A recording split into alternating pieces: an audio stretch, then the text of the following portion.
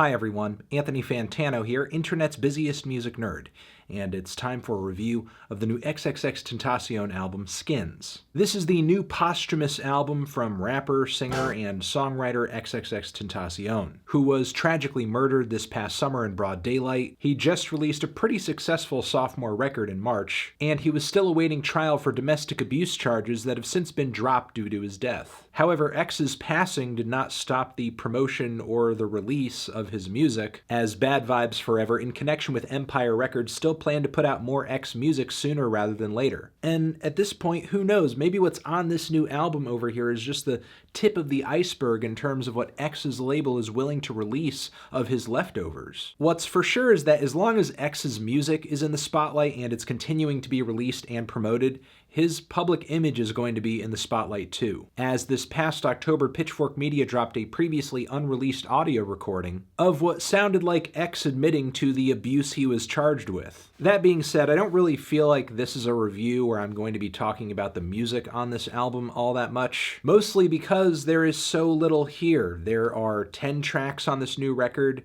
They amount to 20 minutes or so. The first track is an intro. For the most part, the tracks on this thing just feel very roughly pieced together to somewhat resemble maybe an image of possibly an album. Tracks like Whoa, Mind in Awe, as well as I Don't Let Go, just feature X faintly vocalizing and kind of rapping very softly over a pretty skeletal instrumental. It very much sounds like just a sketchy idea for a song, and that's it. X's label didn't even properly mix these tracks before they came out. The Difference Interlude is another completely unnecessary and tedious moment on this record. The thought that an album like this could have an interlude when it sounds nearly as demo quality and just as brief as everything else on here. Somehow this thing sounds less finished than many of the roughly recorded emo folk cuts off of X's 17, and even some of that turns up on this thing, most notably on the closer. The fact that Empire would drop this album in the state that it is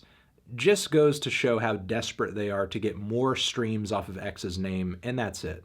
Because they're literally just reassembling the cutting room floor and painting it as an album. One more thing that makes me feel that way is that this album doesn't even feel like the artistic direction X was forecasting to on his last album, as his last record featured more tracks, more variety, some longer songs, cuts that just were straight rock instrumentals. And there is a little bit of that here, but again, it feels like it's just in a diminished capacity because much of what's on Skins just doesn't feel finished. From the lead single Bad, which pretty much reads like the other two near demo cuts on here, but maybe the vocals are a little bit better recorded, it's still barely structured enough to be a song.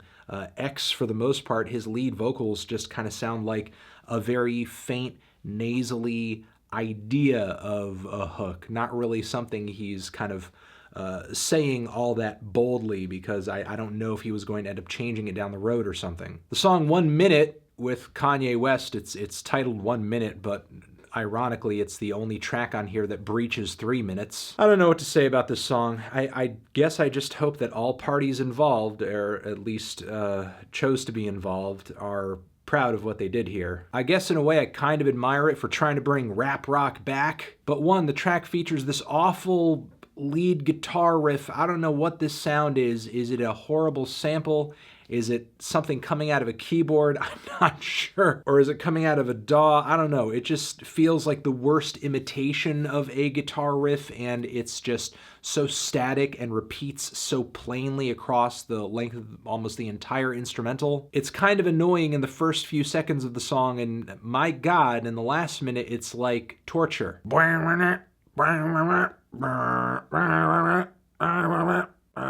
X only comes in on the tail end of the song because there's not enough of him to actually make this an entire track. That's why Kanye has to fill out most of it. But before I go on to Ye's verse, I will say there's a ridiculous part on this track just before the last chorus and bridge where X lets out this really long, brutal scream. But the thing is, some studio wizard took a chunk of his scream and looped it over and over and over so that his scream would stretch out 8 full bars, because it literally sounds like he's going, ah! Meanwhile, with Kanye's verse, he just reads as so painfully desperate for attention and acceptance from this new wave of music listeners who inhabit X's fanbase. One bar after another in Kanye's verse is pretty much meant just to give people who are still deflecting on the X allegations up until this day a bit of a comfort blanket, like, oh, you know, it's okay. It's all right. While simultaneously delegitimizing the claims of people who have suffered abuse. I mean, I get it, innocent till proven guilty, there's a reason that it's a primary function of our judicial system. But why you would want to argue that point, I don't know, after an audio recording surfaces of the person whose track you're on claiming to have fucked up his ex-girlfriend and stabbed multiple people. Honestly, this makes me miss when Kanye was on the MAGA train, because somehow it was less cringy. Honestly, the only parts on this record I really liked were Guardian Angel. Again, not really a full track on this record, but despite its brevity, I am kind of impressed by the intense and speedy and passionate rapping that X delivered onto the track.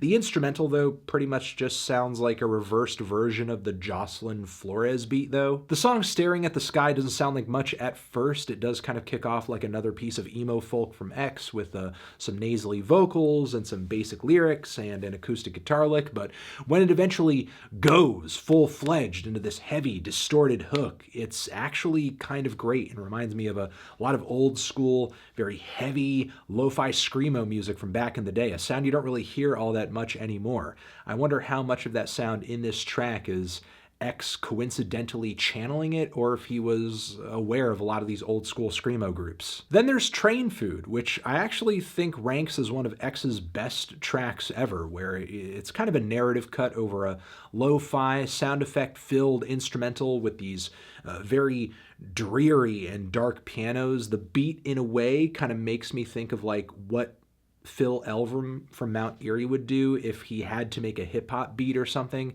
X raps over the track about essentially trying to go home, walking there. He goes by some train tracks, and there's this dark figure who's essentially torturing him and tormenting him, personified as death, I believe, and he essentially makes our protagonist meet his end on the tracks of a train, I guess. It's a pretty dark track. Outside of that, though, I didn't really like anything that this album had to offer. Skins is easily one of the least gratifying projects that I've heard this year. However, I cannot lay the lack of gratification at the feet of the artist who this album is titled after. I put that instead on the individuals who decided to take part in this project and to release it as it currently is, in its very clearly unfinished state, and not label it properly as like just leftovers or B-sides or whatever, which it very apparently is. I'm feeling a decent 2 on this thing. Transition. Have you given this album a listen? Did you love it? Did you hate it? What would you rate it? You're the best. You're the best. What should I review next? Hit the like if you like. Please subscribe and please don't cry.